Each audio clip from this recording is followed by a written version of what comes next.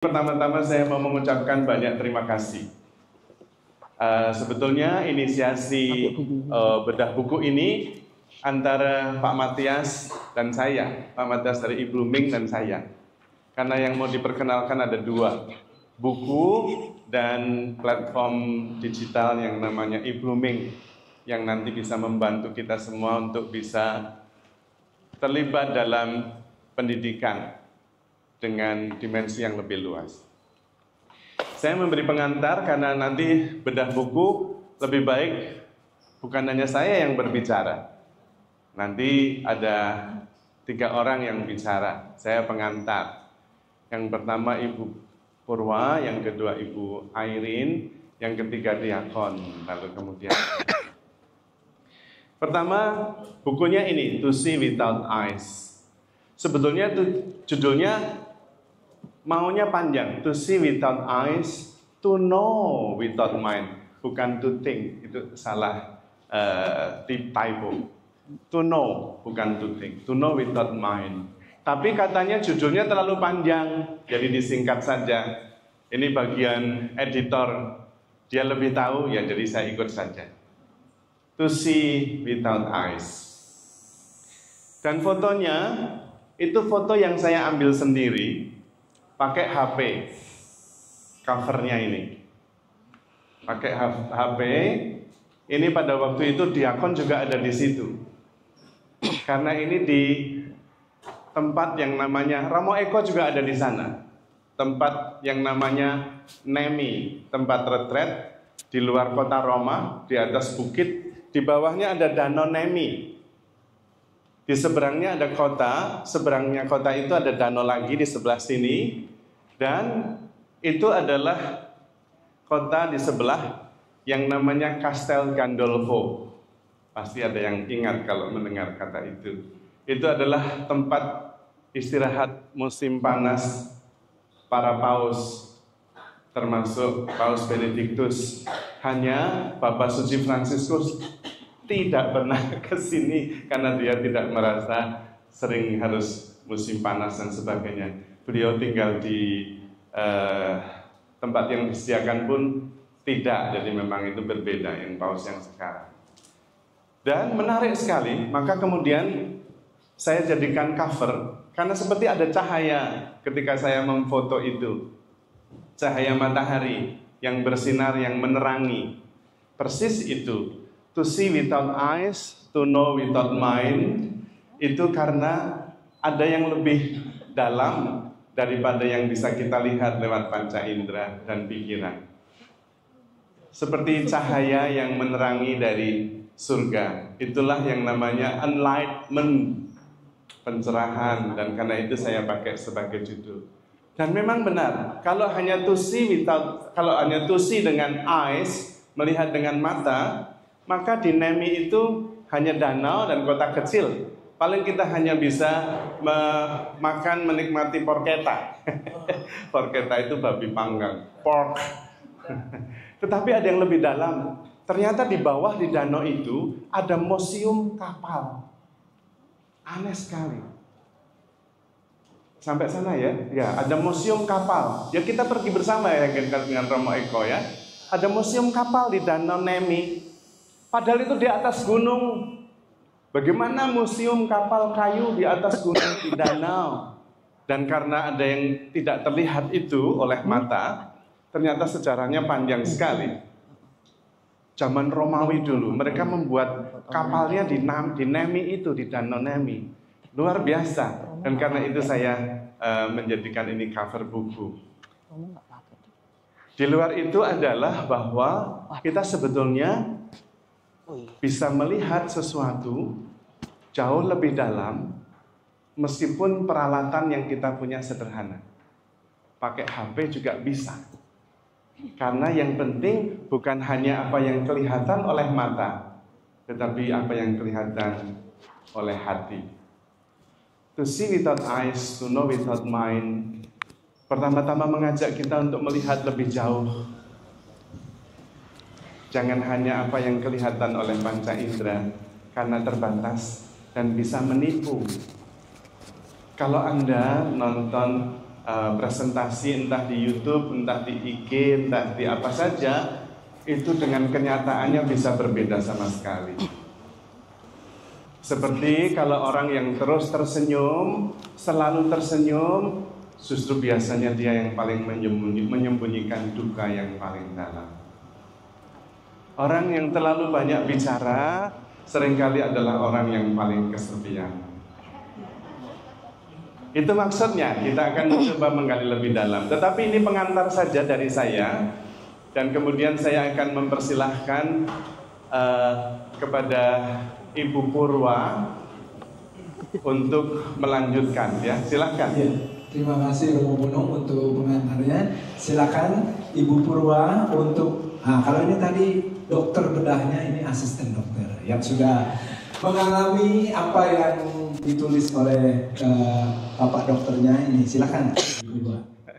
Terima kasih untuk waktu yang diberikan. Waktu Bu Elsa menghubungi saya untuk mengisi acara pagi ini, saya bertanya dulu judulnya apa.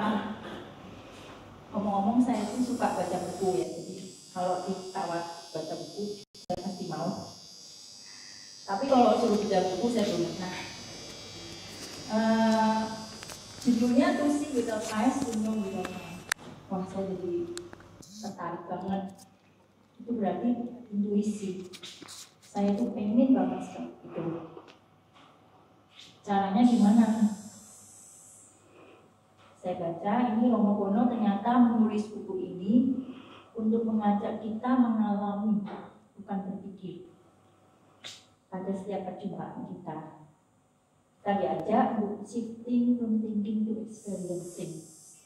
Menurut Romo Bono, kalau kita berpindah dari berpikir ke mengalami, kita jadi lebih menyadari apa yang sedang terjadi. Kita jadi bisa membaca isi hati, merasakan energi, dan bisa menerima orang dan peristiwa apa adanya. Bisa to see without eyes, hidup jadi lebih ringan.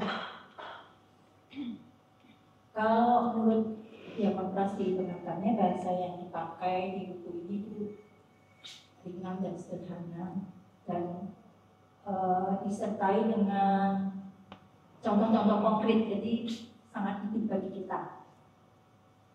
Bagaimana sih caranya to see without eyes, to know without mind? Yaitu dengan berefleksi atas peristiwa-peristiwa yang terjadi dalam hidup kita. Di tulisan pertama tentang menjadi orang bijak, Romo Bono menulis bahwa menjadi orang bijak itu adalah orang yang hidupnya sungguh-sungguh digerakkan oleh kasih. Bahwa saya adalah kasih. Saya berbuat baik karena saya adalah kasih. Bukan karena takut menyakiti orang lain atau takut dianggap bukan orang baik, tapi karena saya adalah kasih. Itu juga kalau saya berbuat baik karena suatu alasan tertentu, saya bisa kecewa. Tapi kalau saya berbuat baik karena saya adalah kasih, yang ada adalah sukacita. Jadi kalau mau berbuat baik ya berbuat baik saja. Jadi sekarang saya gitu, nggak karena dia memang baik sama saya. Dan saya kirimin sang kepok, kebetulan lagi panen. Tapi besoknya nggak lama dia ngasih saya ini, aduh, ngapain ya dulu saya kirim pisang kepok? Itu kalau saya berbuat baik karena punya alasan. Tapi kalau saya berbuat baik ya karena saya memang mau kirim dia pisang kepok ya. Saya mau berbuat baik, jadi saya akan merasakan sukacita. Itu yang mau ya. Saya juga terkesan pada bagian menciptakan kedamaian. Bahwa apa yang ada di dalam pikiran, perasaan dan hati kita sangat mempengaruhi orang-orang di sekitar kita. Kalau kita damai, tenang, rileks, kita itu memancarkan energi positif. Bahwa kita itu adalah sumber energi. Caranya bagaimana? Be still and know that I am God. Masuk dalam keheningan, meneliti batin yang mengenal Tuhan yang membawa damai, keberanian kepada orang lain. Wow. Pada tulisan mengenai bersyukur senantiasa, saya diingatkan bahwa kalau sikap dasar kita adalah rasa syukur, bahwa setiap peristiwa adalah anugerah, maka itu segalanya adalah baik. Segalanya kita alami karena kita begitu dikasihi oleh Tuhan, sehingga kita mengalaminya. Maka tidak ada peristiwa yang begitu. Segalanya itu kasih karunia. Setiap peristiwa adalah mujizat. Dan sekali. Di renungan tentang menyimpan segala perkara dan merenungkannya, nanti kita bisa isi bapak itu without mind melalui intuisi, trust, spirit dan iman, tidak mengandalkan pikiran kita. Langkahnya adalah masuk ke dalam keheningan, di mana kita percaya dan mengandalkan Tuhan. Tapi mungkin masuk ke dalam keheningan. Setelah membaca beberapa renungan Romo Bono dalam buku ini, yang terus terang saya belum selesai semua, tapi saya sudah mulai membiasakan diri berefleksi setiap malam sebelum tidur. Menghidup berkat, kalau Romo Bono bilang. Saya jadi semakin menyadari betapa saya dikasihi oleh Tuhan. Saya jadi menjadi semakin lebih bersyukur. Saya juga mengusahakan agar tiap pagi saya hening bermeditasi. Karena saya mau bersih with eyes to know the mind. Saya mau menyerahkan segala sesuatunya kepada Tuhan. Saya berusaha, tapi hasilnya terserah Tuhan. Saya jadi lebih tenang.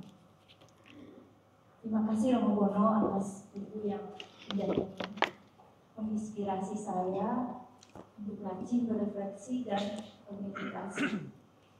Sangat merasakan pertumbuhan dalam hal ini. Saya rasa teman-teman di sini juga perlu membaca buku ini. Teman-teman pasti akan mendapatkan banyak inspirasi untuk bertumbuh dalam iman. Terima kasih. Terima kasih untuk tangan berdua. Luar biasa. Shifting from thinking to experiencing. Ini kalau terutama laki-laki yang suka mikir-mikir banyak ini perjuangan berat ya. Tapi luar biasa Bu Purwa tadi sudah menerjemahkan dengan sangat baik ya bagaimana menjadi hening. Laki-laki harus hening ya. Oke, sekarang kita lanjutkan dengan yang kedua, Ibu Aini. Silakan. Itu tangan dulu dengan Ibu Aini, silakan. Semangat pagi semuanya, Romo, Frater, Pak Yu, selamat pagi dan teman-teman semuanya. Terima kasih kesempatan yang diberikan saya kali ini untuk berbagi pengalaman saya atas buku Romo Bono terbaru, To See Without Eyes, To Know Without Mind. Saya izin buat contekan ya, karena saya nggak mahir untuk bicara di depan umum. Kemahiran saya itu diam. Favorit acara saya nanti malam jam 7. Duduk, diam, dengarkan, dah itu saja. Oke, saya langsung aja ya. Jadi saya sudah sempat baca buku ini penuh, tapi kondisi waktu itu sedang sakit kepala. Jadi saya benar-benar tidak bisa menganalisa bukunya. Tapi saya percaya, saya mau mengalami buku ini. Saya doa gitu ke Tuhan. Dan saya dapat insight-nya. Ya mirip tadi yang Bu Purwa sharing, pesan dari buku ini yang saya tangkap, kita diajak untuk mengalami apa? Mengalami kehidupan ini dan diajak untuk shifting from thinking to experiencing. Jadi bergeser dari memikirkan ke mengalami, mengurangi konsep-konsep, mengurangi penilaian, penghakiman. Kita kalau ketemu orang kan seringnya langsung, orang ini kok kayaknya cemberut ya. Atau di kesempatan lain, oh orang ini ceria sekali ya, baik hati pasti. tapi belum tentu juga kan. Mungkin yang cemberut, mungkin sedang di perjalanan sedang ada apa-apa. Mungkin yang ceria, mungkin ada berita bagus maka ceria gitu. Jadi di sini diajak Romo Bono untuk benar-benar mengalami orang itu yang benar-benar dari pure soul-nya dia itu. Dan dari sini saya juga merasakan mengalami selangkah demi selangkah dibawa ke saat ini dan di sini dalam hadirat penyelenggaraan Tuhan yang adalah Sang Kasih. Renungan-renungan yang disajikannya di bab-bab di buku ini dengan bahasa sederhana, mudah dimengerti dengan contoh-contoh sehari-hari. Dan sekaligus membawa pesan teologis spiritual, tak lupa mengajak mengalami Tuhan sendiri dalam keheningan, mengalir lembut menembus jiwa melalui beberapa luka batin maupun memori-memori indah. Jadi waktu baca buku itu saya sempat ke-trigger luka batin lama maupun memori indah, karena di memori kita nggak selalu kok yang luka batin atau yang jelek-jelek. Kita juga banyak sekali memiliki memori indah. Itu ke-trigger, kemudian masuk ke dalam, dan seakan jiwa saya yang saat itu sedang lelah merasakan kasih Tuhan, merasakan belayan kasih Tuhan itu.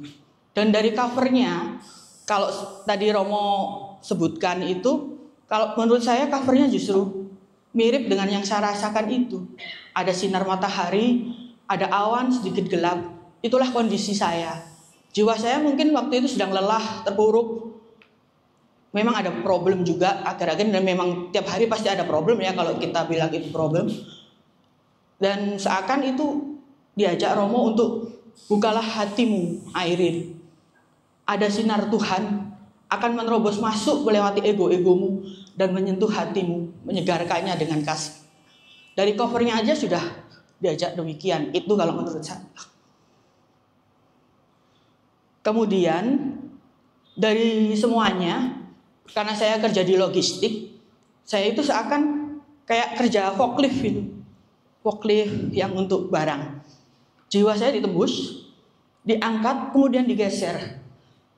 Lifting and shifting. Dan itu amazing ya. Shifting dari hanya thinking ke experiencing. Berada di saat ini dan di sini. Akhirnya kita terbebas, lepas, dan lega itu. Ya itu saja sih pengalaman saya dari buku ini. Ya kalau mungkin teman-teman semua atau bapak ibu ingin mengalaminya juga, bisa langsung ke belakang borong semuanya. Kayaknya nggak ada batasan beli. Kalau habis pun tinggal pesen ya Romo ya. Itu aja. Dan buku-buku Romo yang lain sama sih menurut saya. Pesan-pesannya ya pasti ke mental health, healing. Itu kalau yang sekarang malah trennya healing. Daripada mahal-mahal jauh-jauh, udah buku Romo itu udah cukup. Atau yang sudah terlanjur pengen traveling, bawa aja di sela-sela, baca aja itu. Ya itu aja dari saya. Terima kasih Romo. Teruslah menjadi forklift atas jiwa-jiwa yang sedang mengembara di bumi ini. Ya, terima kasih semua. Terima kasih. Terima kasih. Jadi forklift untuk orang-orang lain. Jadi diangkat dan dipindahkan untuk dari thinking menjadi experience luar biasa. Nah, sekarang kita sampai kepada yang memberikan pengantar buku ini. Silakan Diakon Pras. Romo, Bapak Ibu, saudara-saudari terkasih, selamat pagi. Selamat pagi. Saya mau memberikan kesan saya membaca buku ini. Tapi harus cerita sedikit. Karena pertama kali Romo Bono meminta saya untuk sebelum ini dicetak, beliau mengatakan, Diakon saya minta tolong ini diedit. Apa kata-katanya, grammarnya, typonya. Jadi disposisi batin saya itu udah jadi kayak dosen. Pak Yo ngerti betul. Ketika diminta mengedit, berarti kita tuh mencari-cari kesalahan. Jujur Romo, awal-awal saya baca itu niatnya cuma mana nih yang kalimatnya nggak SPOK, mana yang kurang titik, mana yang typo. Jadi saya nggak menikmati bukunya. Ketika pertama kali diminta tolong untuk mengedit lah, membantu mengedit, melihat tulisan.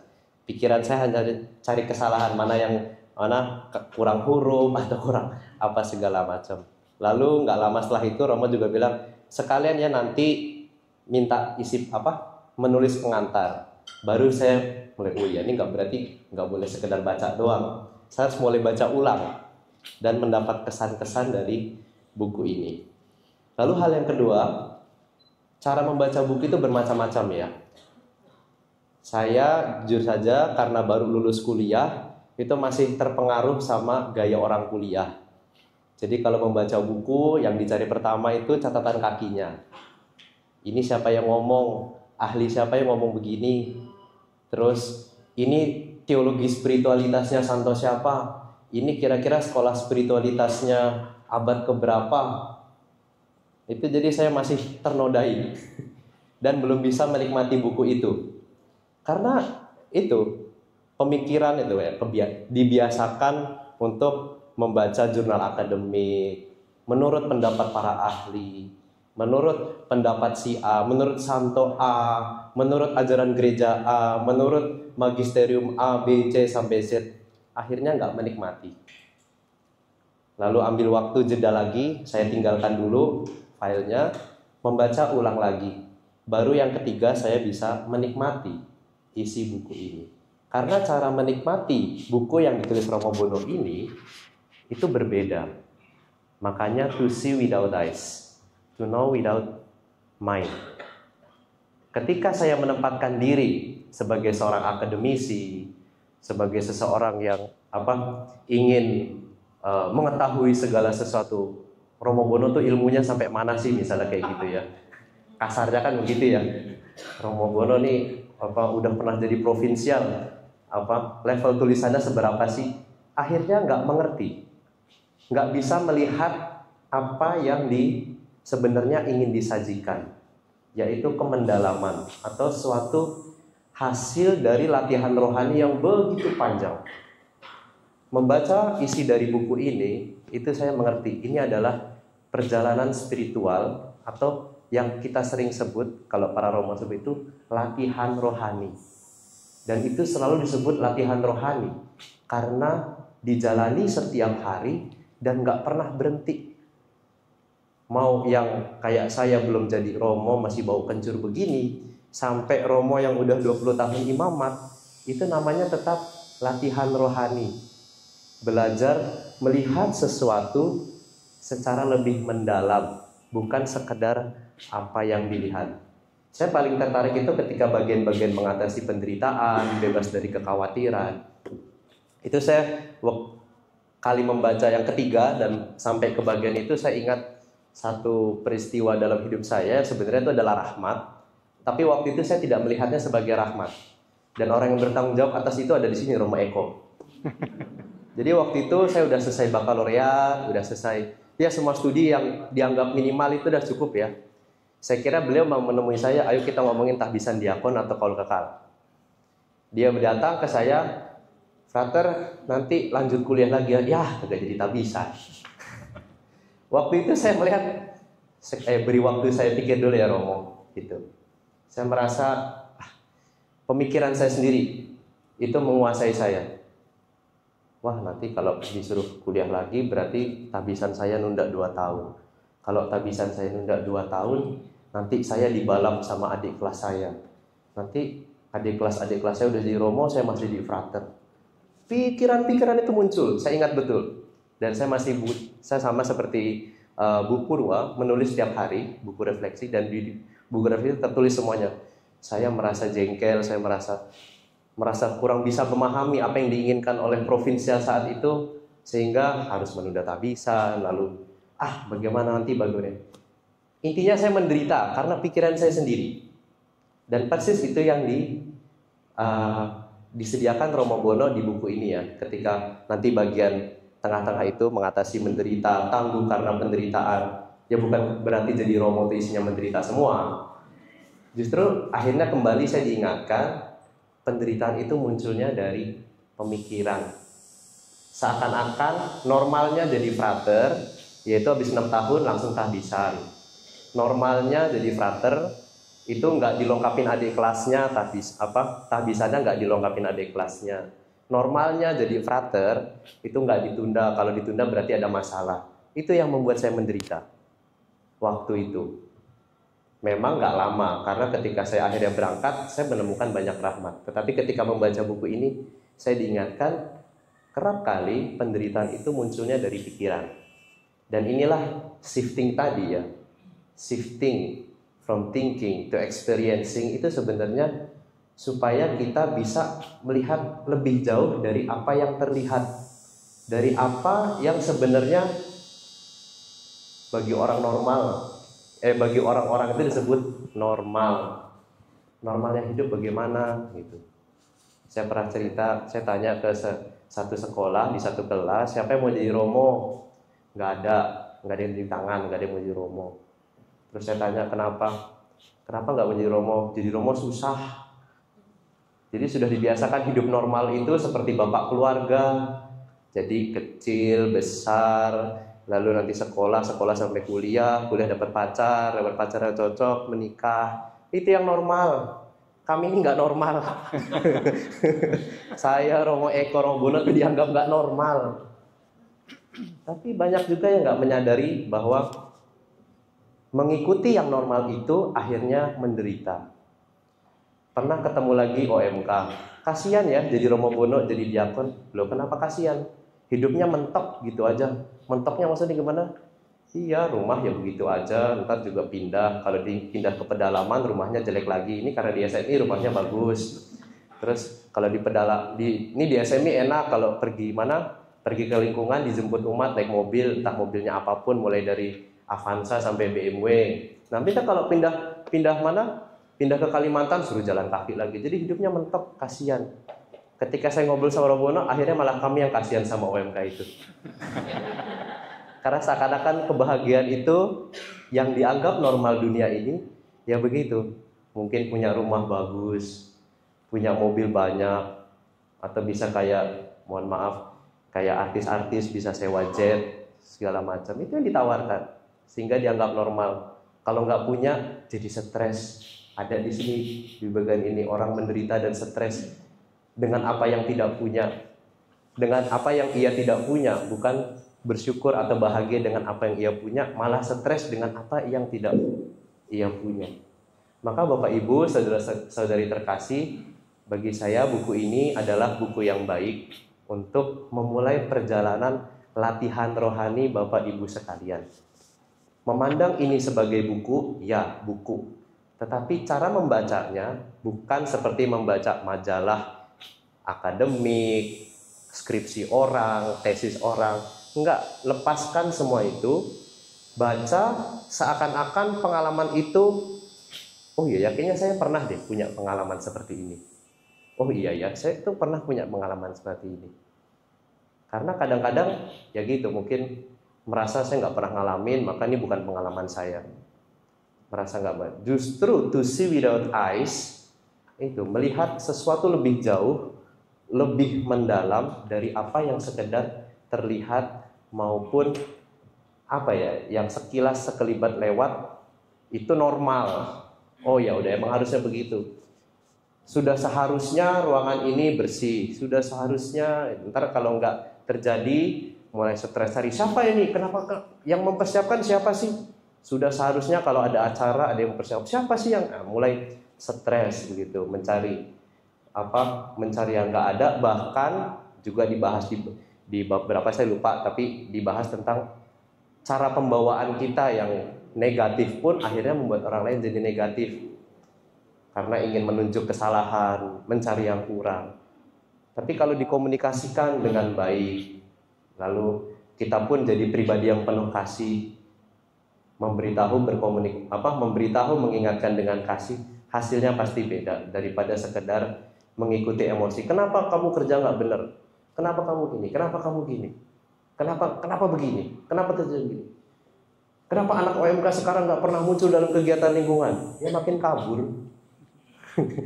Anak OMK-nya makin kabur, belum dirangkul, udah dibuat daftar kesalahan.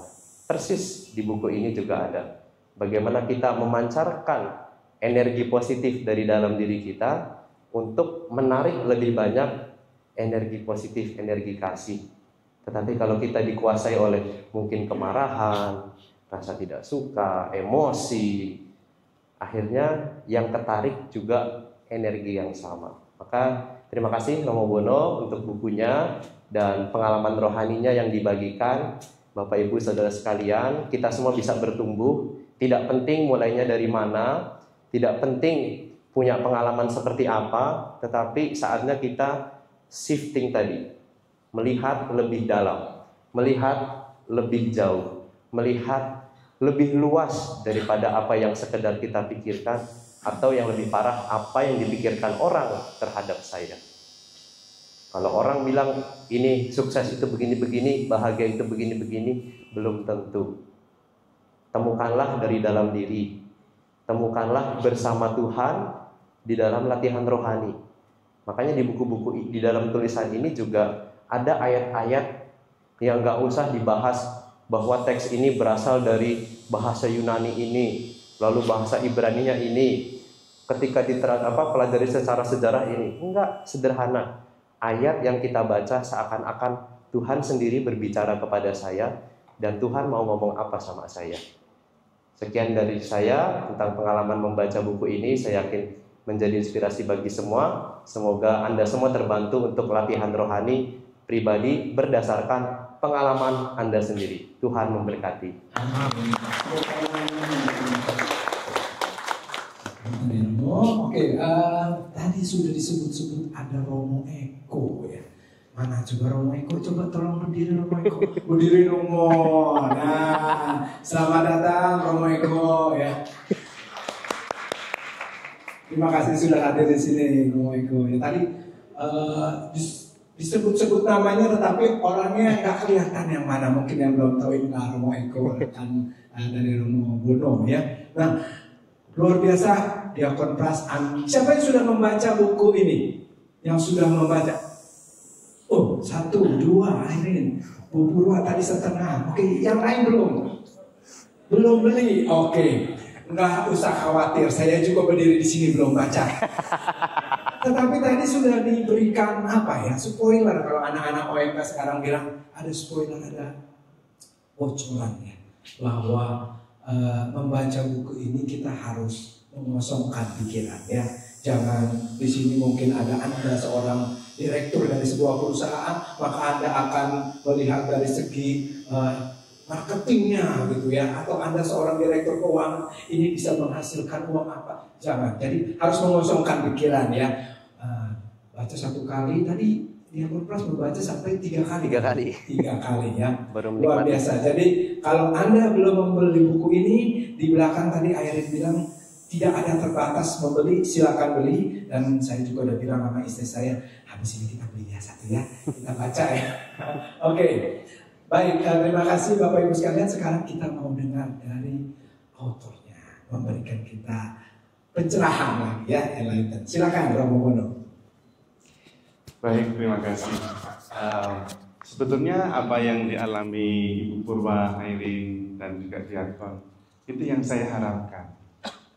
Karena saya berharap Anda semua hidup dalam kegembiraan, dalam keluasan, dalam keterbukaan. Jangan terbelenggu oleh banyak pikiran. Karena itu bisa melihat jauh, bukan apa yang kelihatan. Karena itu problem kita di sini. Saya ingin menguji saja sebentar. Ada perbedaan antara orang yang digerakkan oleh roh dan orang yang digerakkan oleh pikiran atau perasaan. Pikiran dan perasaan itu jadi satu. Kalau memikirkan yang positif, emosinya positif. Kalau memikirkan yang negatif, emosinya negatif. Nah, ada orang yang hidup berdasarkan pikiran dan emosi, dan ada orang yang hidup berdasarkan oleh roh. Yang diminta oleh Tuhan hidup berdasarkan roh. Sekarang pertanyaan saya, kalau saya marah karena saya tersinggung, entah oleh kata-kata, entah oleh tindakan, saya digerakkan oleh emosi atau oleh roh? Emosi. Langsung loh, cepet ya. Kalau saya mau ketemu karena diajak makan, wah senang sekali. Saya digerakkan oleh roh atau oleh emosi? Oke. Kalau saya lihat dia ini kemarin dia melakukan hal ini nih, saya awas ya nanti, saya nggak akan ajak lagi. Keputusan saya didasarkan oleh roh atau oleh emosi? Lalu kapan Anda digerakkan oleh roh? Itu yang ingin saya ajak di sini. Saya mau mulai dengan beberapa hal untuk hal ini. Dalam komunikasi itu, komunifikasi, bersama-sama menjadi satu. Komunikasi itu ada 3 tahap. Komunikasi informasi, yang dikomunikasikan informasi. Kamu ada di mana, sudah makan atau belum, informatif. Itu bagus, itu menyatukan karena kemudian pahamnya sama, tapi di sini. Oh ya, dia ada di sana, dia sudah makan. Tapi di belakang itu masih ada, yaitu yang dikomunikasikan adalah perasaan. Jadi itu komunikasi yang lebih dalam. Kalau tanya, kamu sudah makan atau belum? Itu bukan masalah pertanyaan sudah makan atau belum, tetapi itu adalah perhatian. Nah, itu komunikasi perasaan. Level yang kedua. Senang atau tidak kalau ditanya sudah makan atau belum? Tergantung. Kalau yang tanya itu istri kepada suami, suaminya belum tentu senang. Mengapa? Kok mau tahu? Dia tidak percaya ya, saya itu di kantor makan ini, tidak di tempat lain. Nah, itu namanya komunikasi informasi antara berita yang dikirim dan berita yang ditangkap tidak sama. Maksudnya memperhatikan, tetapi yang ditangkap bisa jadi berbeda sama sekali. Itu komunikasi perasaan. Dan komunikasi perasaan itu penting karena menyatukan. Apakah engkau merasa saya perhatikan hari ini? Itu pertanyaan yang seharusnya ditanyakan oleh para suami kepada istrinya. Karena suami bertanggung jawab terhadap istrinya bahwa istrinya merasa dicintai. Itu sesuai dengan janji perkawinan. Jadi siapa suami-suami yang setiap hari bertanya memastikan kepada istrinya bahwa istrinya sudah diperhatikan?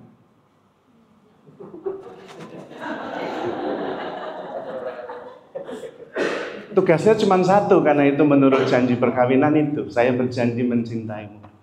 Dan memastikan bahwa itu yang terjadi. Itu komunikasi emosional.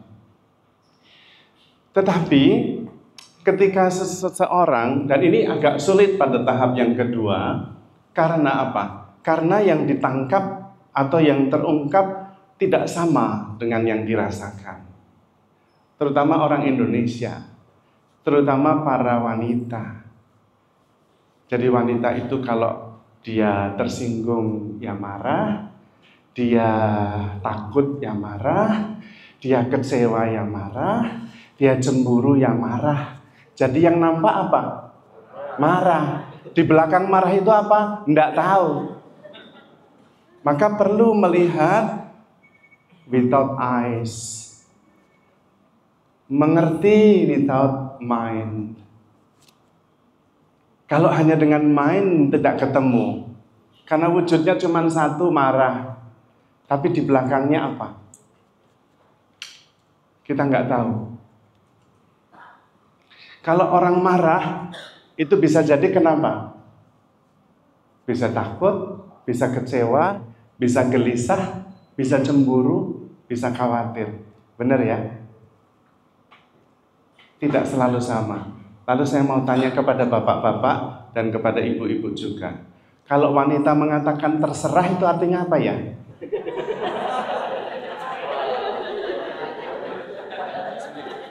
Itu menurut Celine Dion, kalau Pak suami dengar istrinya mengatakan terserah, itu bunuh diri saja. Karena itu berarti ada sesuatu yang bermasalah. Maksud saya adalah selain komunikasi informasi, ada komunikasi perasaan. Perasaan itu ada marah, ada tersinggung, ada gelisah, ada takut. Tetapi to see without eyes, to know without mind tidak hanya berhenti di perasaan yang ada di balik kata-kata, tetapi sampai pada subjek yang merasa. Saya ingin Anda mengikuti saya. Anda masih ikut saya? Masih ya? Jadi ada kata-kata, ada perasaan di belakangnya, dan ada subjek yang merasakan.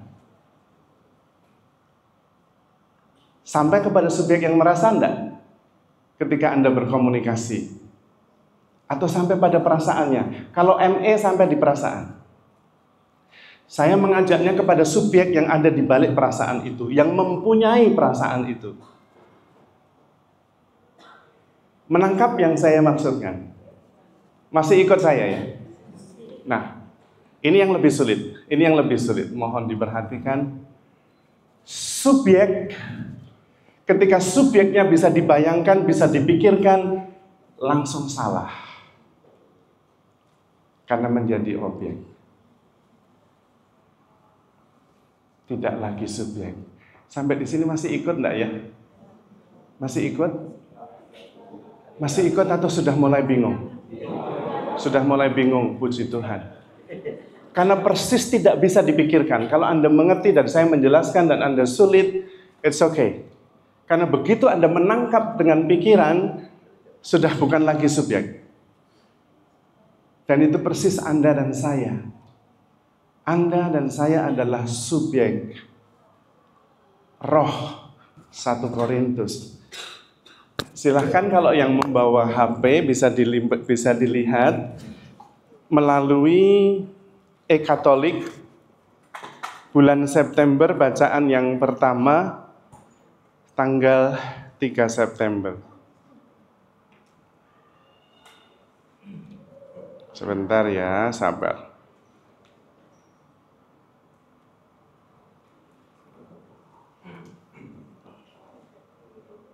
Tanggal 3 September.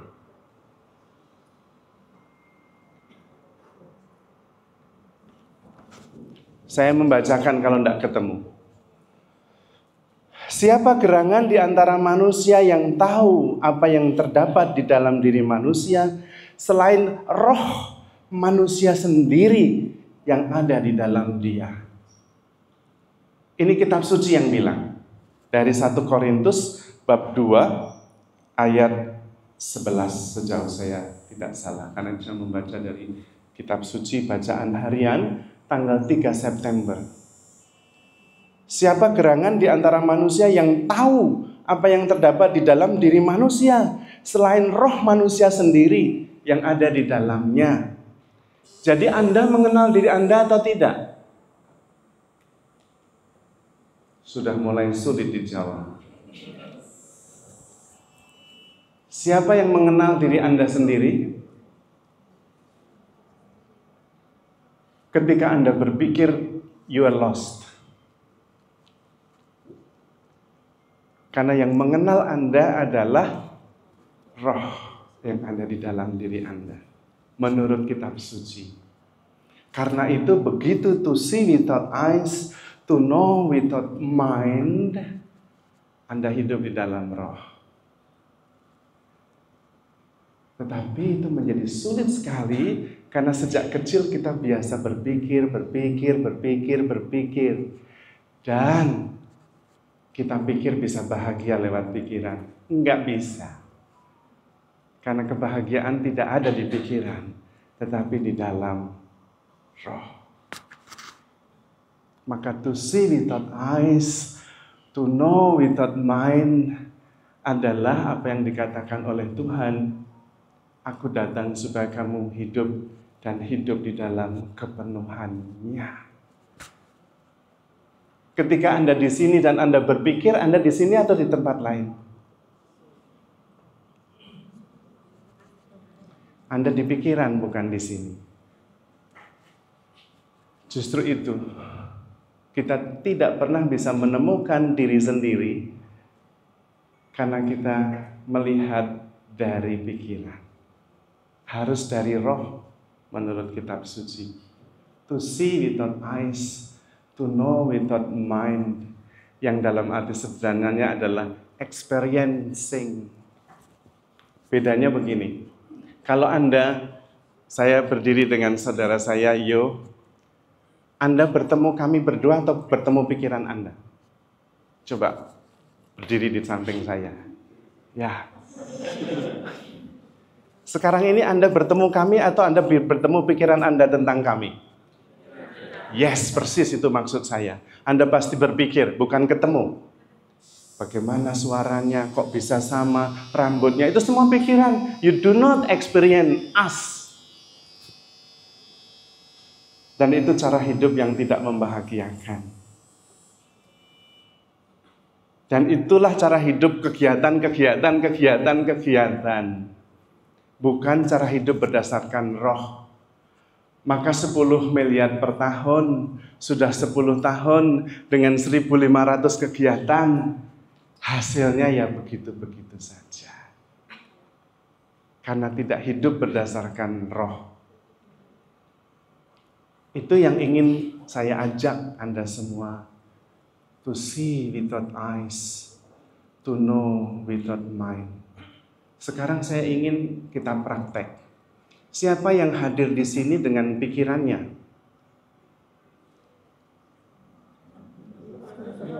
Semuanya, oke. Sekarang kita akan latihan supaya kita hadir di sini tidak dengan pikiran, tetapi dengan kehadiran. Bagaimana caranya? Caranya, kita menggunakan mata kita, lalu apa yang dilihat, dan kemudian disadari bahwa saya dan yang saya lihat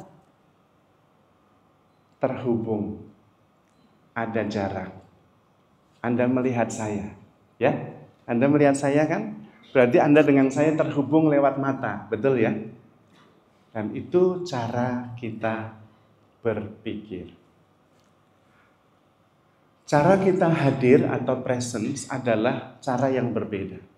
Anda tetap lihat saya, dan kemudian Anda membuka hati, dan kemudian mengundang saya, bukan hanya yang Anda pikirkan, mengundang yang berdiri di depan Anda, masuk ke hati Anda.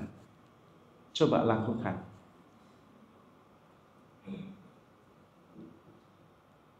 Ada yang merasakan perbedaannya enggak? Siapa yang merasakan perbedaannya? Atau sama saja? Oke. Bagaimana caranya ya? Memang ini latihan rohani dan agak sulit karena kita terbiasa dengan latihan hadir di sini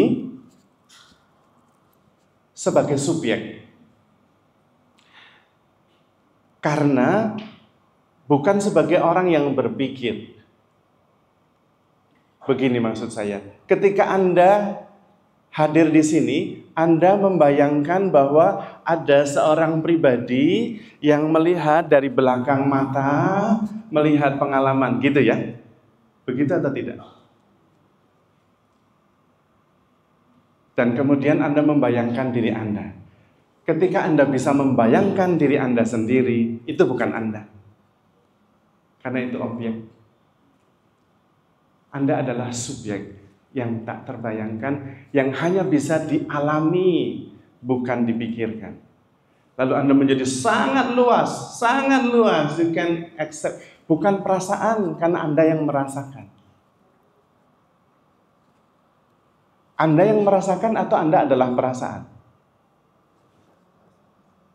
Anda yang merasakan atau Anda adalah perasaan? Yang merasakan ya? Oke. Jadi Anda bukan perasaan Anda. Anda adalah yang merasakan. Nah, kita mundur. Tadi kan komunikasi ada 3 ya. Informasi, emosi, dan subjek yang punya emosi itu. Anda adalah subjek yang punya emosi itu, bukan emosi yang Anda rasakan. Nah, bahasa Indonesianya bagaimana? Saya harus meminta tolong kepada yang ahli bahasa Inggris. Jadi kita akan operate from the subject, not operate from the mind. Bahasa Indonesia-nya apa ya? Bahasa Indonesia dibahasakan piye itu? Operate lewat subjek bukan lewat pikiran. Operate itu bahasa Indonesia-nya apa? Mungkin kalau harus menerjemahkan agak kontekstual ya. Jadi operate itu yang menggerakkan adalah subjek, bukan yang menggerakkan itu di luar subjek. Kalau kita merasa, bukan perasaan yang kita rasakan, tetapi kita sebagai pribadi yang punya otoritas untuk menentukan segala macam yang mau kita rasakan. Apakah kita mau merasa hanya ini atau itu? Itu kalau kita hanya memilih ini atau itu, berarti itu kita itu perasaan. Tapi yang menggerakkan bukan hal yang demikian, tetapi justru kita yang punya otoritas kebebasan untuk merasa itu yang menggerakkan. Mungkin itu. Baik, tambah bingung. Tidak apa-apa, tapi mengerti bahwa sebetulnya saya yang menjadi subjek yang merasakan itu terpengaruh atau lebih besar dari perasaan atau lebih kecil dari perasaan? Lebih besar. Saya yang merasa, saya bisa merasa senang, merasa sedih, merasa gembira, merasa terkejut, merasa kecewa. Benar ya? Saya bisa merasakan ya. Tapi saya yang merasakan kan? Yang merasakan itu berubah-ubah atau tidak? Yang merasakan berubah-ubah atau tidak? Yang dirasakan berubah-ubah, benar ya? Nah, kalau Anda hidup atas dasar perasaan, Anda berubah-ubah atau tetap? Berubah-ubah. Kadang senang, kadang susah, kadang. Kalau Anda bahagia, jangan di situ. Mundur sampai kepada subjek. Mengerti maksud saya? Menangkap, masih ikut apa yang saya sampaikan? Oke, karena ini agak susah memang. Nah, ketika Anda berkomunikasi, ketika Anda hidup, ketika Anda operate, apa bahasa Indonesia ini apa tuh ya operating? Bukan hidup ya. Hidup berdasarkan yang di belakang itu. Jangan berdasarkan perasaan. Nanti yang terjadi adalah sakit hati, tersinggung, marah. Itu karena dasarkan digerakkan oleh perasaan atau oleh subjek? Oleh perasaan. Dan disinilah hidup rohani. Hidup di dalam roh adalah hidup yang digerakkan oleh roh. Yang ada hanya damai sejahtera. Itu yang saya mau dari seluruh buku ini. Anda hidup berdasarkan kesadaran tanpa fluktuasi perasaan yang berubah-ubah. Saya ingin tanya, apakah yang saya jelaskan ditangkap atau tidak? Ditangkap? Oh tidak apa-apa, tidak apa-apa. Karena memang without mind, beyond the mind. Ketika Anda menangkap, itu Anda menangkap karena experience, bukan karena mengerti. Memang ini agak subtle, tetapi itu yang membuat kita bisa hidup dalam damai. Dan saya ingin kita masuk di dalam sebuah dimensi subjek, yaitu yang mempunyai perasaan. Perasaannya berubah-ubah, tapi saya yang punya tidak berubah-ubah. Dan saya bisa senang, bisa susah, terserah saya. Maka di situ ada yang namanya judulnya istirahat, tidur. Itu Irene sangat tertarik dengan itu. Karena saya mengatakan tidur adalah sebuah kebebasan subjek. Jadi kalau Anda lagi muyek, mikir macam-macam, lalu istirahat dan mengatakan, saya tinggal tidur saja. Dan tidur. Dan pikiran itu akhirnya tahu, bukan dia tuannya, saya tuannya. Dan itu Anda hidup sebagai subjek. bukan sebagai objek. Kalau Anda tidak bisa tidur, itu tanda Anda hidup berdasarkan pikiran. Dikuasai oleh pikiran, nguyek terus. Tapi kalau Anda subjek, kendu hati nguyek banyak-banyak, pikiran hanyalah tawaran. Tidak harus dipilih. Saya bisa milih bahagia. Tidak harus mengikuti pikiran saya. Dalam hal ini ditangkap enggak ya? Saya ingin mengajak Anda bahagia dan hidup itu menakjubkan. Ketika saya bertanya sekarang, mundur sebagai subjek, dan subjek itu tidak pernah bisa ditangkap oleh imajinasi atau pikiran, subjek itu terbatas atau tidak? Terbatas atau tidak? Ada bentuknya atau tidak? Bisa menua atau tidak? Kalau tidak menua bisa mati atau tidak? Itulah aku percayakan kebangkitan badan dan kehidupan kekal. Karena Anda adalah subjek. Tak berbentuk, abadi, dan always win. Karena perasaan akan berubah, bentuk akan berubah, dan roh subjek tidak pernah berubah. And that is you. Karena itu dikatakan dalam Kejadian bab 2 ayat 7, Allah menciptakan dari debu tanah dan menghembuskan nafasnya, maka jadilah manusia itu makhluk yang hidup. Jadi nafas Anda, nafasnya siapa? Milik Anda atau milik? Maka Allah menghembuskan nafasnya dan jadilah manusia itu makhluk hidup. Jadi nafas Anda milik siapa? Allah. Nafas tidak sama dengan udara yang kita hirup. Tidak sama. Kalau sama dengan udara, bocor semua. Anda tarik nafas keluar semua kan? Lah ini kan bolong semua ini. Kok masih ada? Kalau udara pasti habis. Udara harus dimasukkan, ditutup kan? Nafas bukan udara, itu ruah ilahi, roh Allah yang ada di dalam diri Anda sendiri dan di dalam diri saya. Kalau Anda sebagai subjek yang tak berbentuk, ada batasnya enggak? Ada batasnya enggak?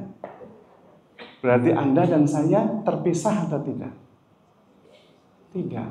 Yang memisahkan adalah ekspresinya. Anda dengan Allah terpisah atau tidak? Tidak. Hanya ekspresinya yang berbeda. Karena itu kita perlu to see without eyes, to know without mind. Begitu kita menghakimi, Tuhan Yesus mengatakan jangan menghakimi. Begitu menghakimi langsung salah. Karena penghakiman itu selalu dari pikiran, dan itu selalu sesuatu yang bisa dipikirkan dan terbatas. Padahal sebagai subjek tidak ada batas. You are the happiness you are looking for. You are the love yang harus dibebaskan oleh hambatan pikiran. Karena itu ketika Allah menciptakan kita, Allah menciptakan serupa dan segambar dengan dirinya. Kita adalah citra Allah. Allah adalah kasih. Berarti you dan saya adalah kasih. Mari kita operate from the love. Operate from the spirit. Dan kemudian beriman menjadi berarti. Kalau tidak, beriman dari thinking tidak ada. Beriman tidak ada di pikiran. Bahagia tidak ada di pikiran. Saya ingin bahagia, bisa atau tidak? Saya ingin bahagia, bisa atau tidak? Saya ingin bahagia, bisa atau tidak? Tidak bisa. Mengapa? Karena sayanya tidak ada. Sayanya itu ilusi yang saya bangun. Bagaimana yang tidak ada bisa bahagia? Saya adalah ilusi yang saya bangun sejak kecil. Nama saya Yohanes. Saya sekolah di sini. Kurikulum vitae, sekolahnya begini. Itu adalah ide tentang saya. Saya adalah subjek yang ketika digambarkan menjadi objek. Maka saya tidak pernah bahagia. Kecuali melepaskan semuanya. Dan kemudian you are the happiness. Sulit sekali ya, dimengerti ya. Kalau sulit berarti Anda berpikir. Dan itu keliru dari awal. Experiencing. Maka ikut retret saya. Baru bisa pelan-pelan sedikit mengerti. Kalau hanya dalam waktu 15 menit, ini perjalanan rohani yang cukup panjang untuk bisa sampai di sana. Tetapi Anda menakjubkan. Anda eternal, Anda subjek. Kita latihan to see without eyes, to know without mind. Anything happen, jangan hidup berdasarkan perasaan, Anda akan susah. Karena berubah terus. Jangan hidup berdasarkan pikiran, Anda akan susah karena berubah terus. Ada saya tulis juga. Coba kalau Anda membaca 1 Korintus bab 2. Coba 1 Korintus bab 2.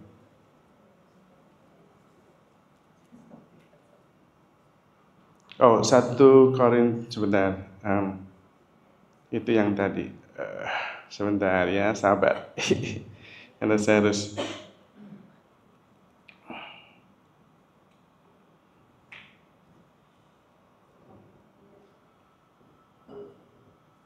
1 Korintus bab 8 ayat 1b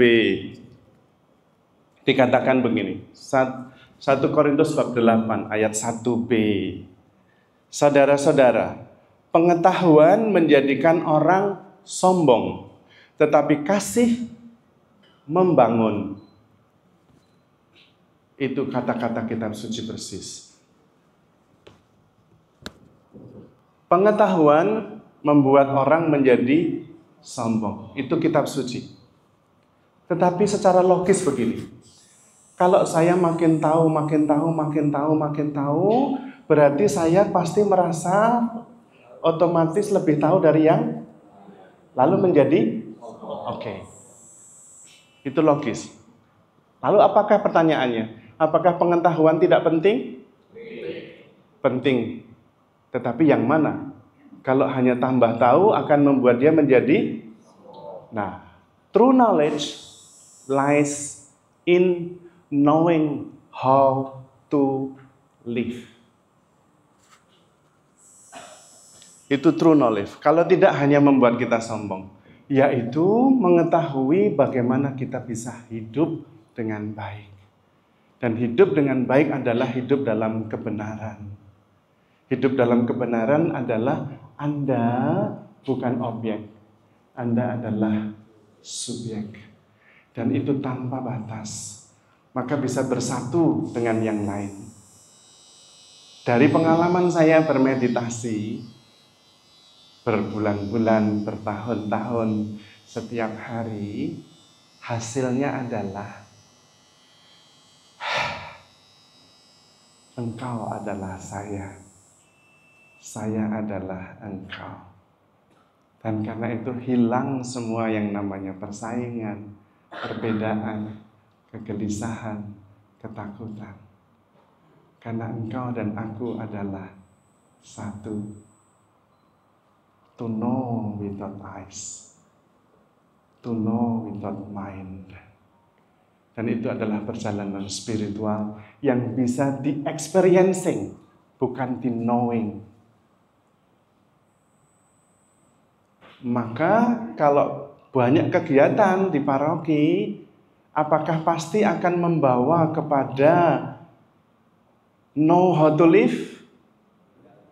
Atau sekedar kegiatan lalu know many things dan kemudian menjadi lebih tahu dari yang lain? Nah, yang kedua itu biasanya. Kenapa saya mengajak para DPH ikut di sini? Karena ini penting untuk kegiatan paroki kita. Tidak semua roh koleksi, tidak semua seminar hidup baru membawa kita pada knowing how to live. Kadang-kadang hanya know much better than others. Dan persis firman Tuhan mengatakan, saya menjadi lebih sombong. Siapa yang terberkati hari ini?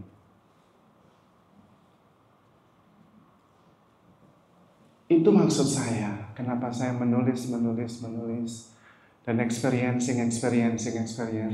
Ada yang lebih dalam dari sekedar kegiatan. Ikutlah retret saya. Saya bukan promosi retret saya, tapi know how to live. Get the true knowledge. Karena sulit saya menjelaskan hal ini. Ini hanya experience. Bukan knowing. Sesuai dengan firman Tuhan. 10 miliar per tahun. 10 tahun. Per tahun 1.500 kegiatan. Tetapi seperti menyapu dengan sapu yang kotor, bisa bersih enggak? Sama kalau kita mulai dari mind, kita hanya akan ada di situ terus. Harus cari roh. Karena yang mengenal diri kita adalah roh. Dan roh itu tidak berbentuk, eternal, forever and ever. You are the love. You are the happiness that you are looking for. Dan kita akan menjadi pribadi yang berbeda sekali. You operate from the subject. You operate from the love. From the life. Saya masih sulit membuat kata operate itu piye to ya bahasa Indonesia niki. Bergerak hidup.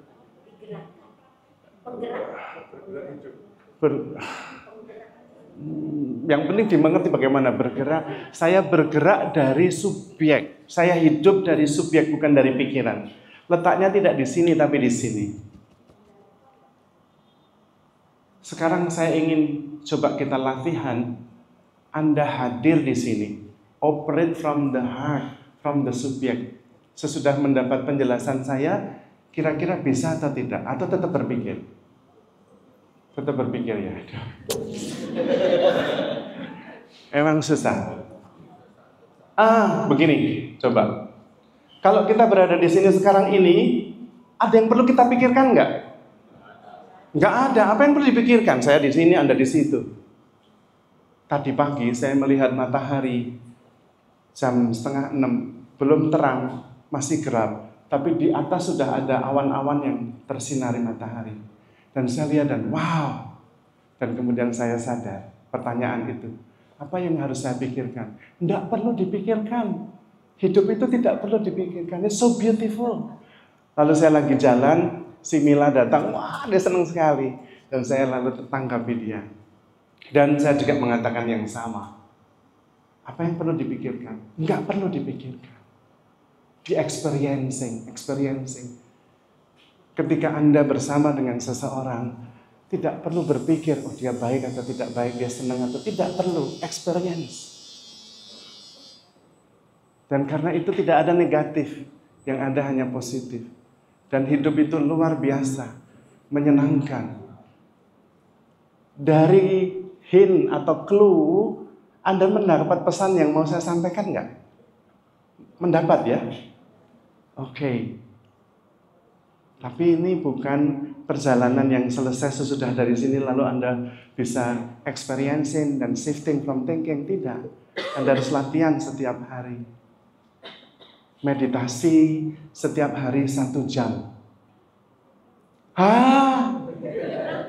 Itu yang sering terjadi. Anda ingin bahagia, tapi ditunjukkan lalu, gitu. Itu seperti ibu-ibu yang cita-citanya kurus, hobinya kuliner. Saya ingin bahagia.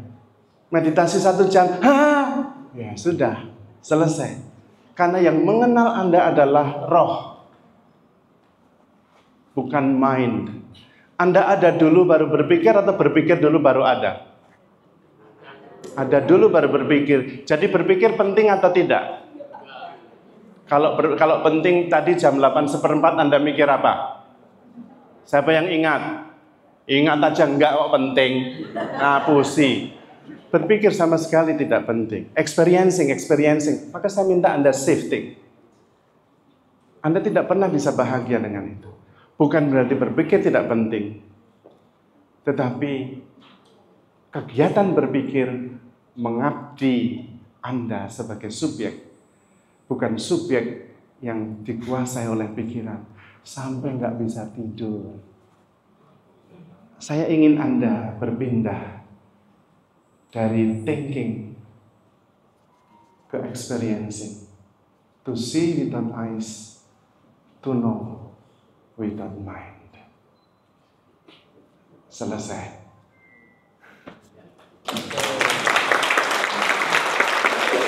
Oke, tepuk tangan buat Romo Bono. Siapa yang makin pusing?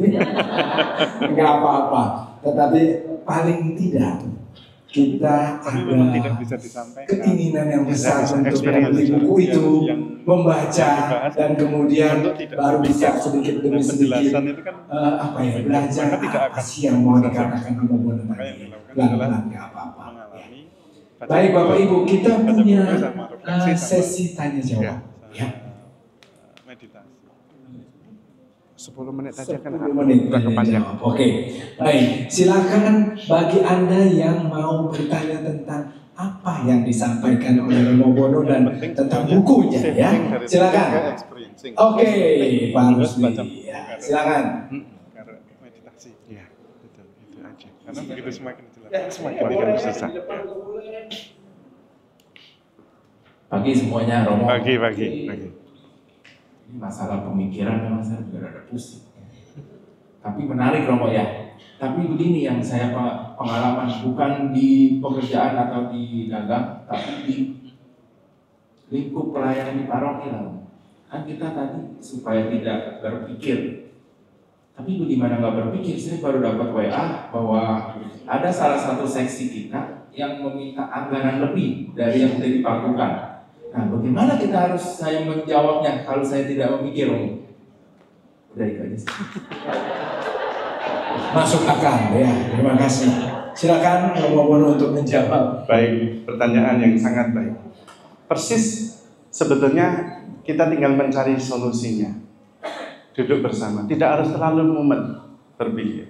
Kalau memang anggaran lebih, kita misalnya apakah anggaran ini sesuai dengan itu hal praktis, sesuai dengan budget yang kita punya. Saya dengar dari Pak Rianto Bendahara, kita sudah defisit sejak bulan September ini ya. Kita bisa mengatakan oke, meskipun itu penting sekali karena defisit nggak akan jalan. Karena kita harus memilih salah satu, yaitu membuat sebuah RAB yang sesuai dengan anggaran yang kita punya. Sederhana, selesai. Tidak usah harus dipikirkan. Sederhana saja, gitu. Jadi tidak berpikir itu kemudian, aduh nanti kalau tidak dikabulkan dia tersinggung bagaimana ya? Nanti tidak usah begitu. Itu so simple, hal yang sangat praktis. Dan hidup banyak begitu. Tapi seringkali yang terjadi adalah belum kita udah mikir terlalu jauh, gitu. Maka tadi berpikir bukan berarti tidak penting, tetapi berpikir works for me, not against me. Gitu. Kalau itu sederhana. Ya. Gimana harus Oke. Pertanyaan kedua, silakan. Ada dari belakang? Tidak ada? Kalau Jawa mengatakan ilmu kelakone kanthi laku. Itu hanya bisa experience dan mengubah luar biasa. Jadi tadi saya tertarik dengan Trio bilang perasaan itu kan selalu berubah. Jadi apa kita kan jangan sampai terbawa oleh perasaan. Bisa nggak Romo kita bilang bahwa perasaan kita itu adalah semua bohong, dusta? Itu aja. Perasaan itu dusta. Gimana Romo? Perasaan itu dusta? No, perasaan. Tidak ada dusta, tidak ada baik, tidak ada benar. It's just perasaan. Tinggal saya dikuasai perasaan atau saya menguasai. Hanya itu. Bagaimana caranya? Perspektifnya yang berbeda. I am the subject. Saya yang punya perasaan. Saya yang merasa. Bukan di bawah perasaan itu. Tidak ada baik, tidak ada buruk, tidak ada benar, tidak ada salah. Tetapi siapa yang menentukan? Apakah saya yang menguasainya atau saya yang dikuasainya? Apakah saya digerakkan oleh perasaan atau saya yang mengendalikan? Kebanyakan di antara kita dikendalikan oleh perasaan atau mengendalikannya? Mengendalikannya saya bisa ikut, bisa tidak ikut. Saya caranya latihan. Ini saya lagi tersinggung sama dia. Tersinggung besok juga berubah lagi. Karena perasaan berubah-ubah. Bisa nggak teman jadi jahat? Jahat jadi baik bisa nggak? Ngapain dituruti, itu cuma perasaan. Gitu. Artinya saya yang menentukan. Dan hidup lebih tenang dengan itu. Dan itu sulit. Itu sulit. Karena kemudian makanya we have to operate from the subject. Bukan sebagai objek. Tapi memang kalau dijelaskan sulit karena itu hanya bisa dilatih. Ketika Anda latihannya sederhana, tinggal tidur. Itu latihannya. Kalau Anda lagi jengkel sama seseorang, Anda mau, saya mau tidur saja. Kalau Anda bisa, Anda menguasai perasaan Anda. Kalau Anda tidak bisa tidur karena dengan pikiran, Anda dikuasai pikiran Anda. Dan itu hanya bisa latihan rohani. Beda. Karena justru you aware totally. Peduli sekali.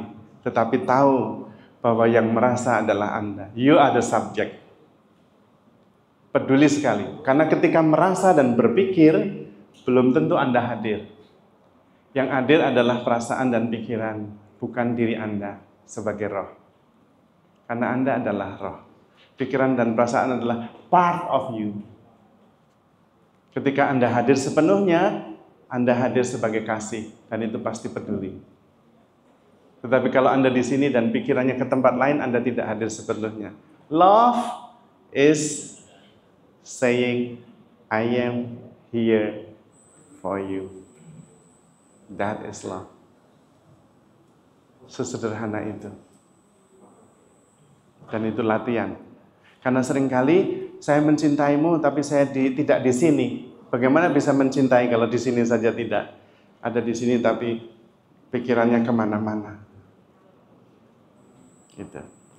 Justru itu yang terjadi. Oke.